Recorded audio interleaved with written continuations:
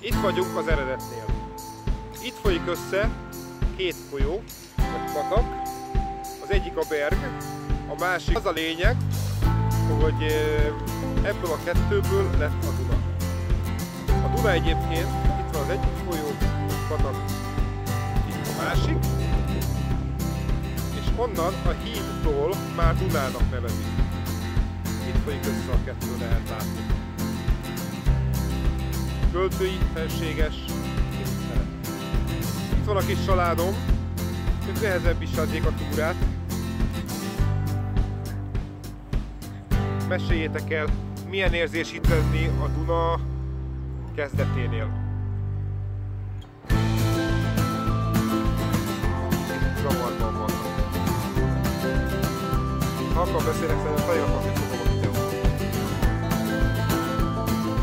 Azt mondják, tehát nagyon lelkesek, örültek, hogy végre leülésnek. Igazam van, örülti a végre a leülésnek? Anya Isten. Hát ezt kell elrögtudni. Nagyon szép hely. És itt is elment a nap. Köszönjük, gyönyörű eső. Annyira sekély a víz, hogy akár bele is lehetne menni.